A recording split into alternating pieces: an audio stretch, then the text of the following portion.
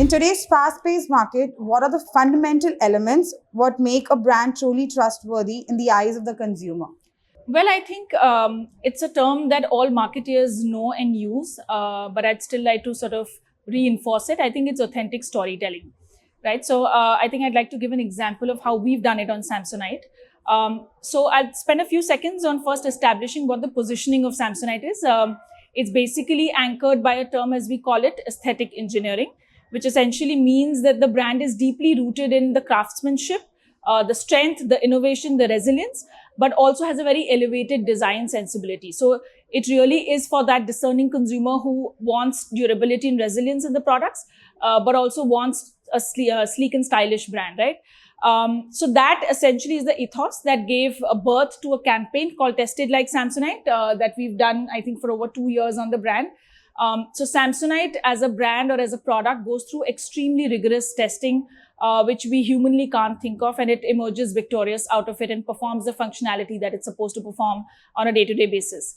Right? So the Tested Like Samsonite campaign is essentially deep-rooted in the core of that philosophy. We started with big celebrities like Amitabh Bachchan, Yuvraj Singh, Mithali Raj back in 2023, and then we followed with a digital campaign over the years with many more celebrities. We chose these ambassadors because they have real stories to tell. Right? They're all people who've gone through their ups and downs and they've faced a lot of testing by life, so to say, and they've emerged victorious, which is really what Tested Like Samsonite means. So in fact, if you see, the campaign doesn't really tell its own story, or the campaign doesn't talk about the brand. In fact, the campaign talks about the protagonists. Right? And when a brand does that, when a brand doesn't speak about itself, but speaks about the protagonist story, I think is when consumers really start trusting the brand.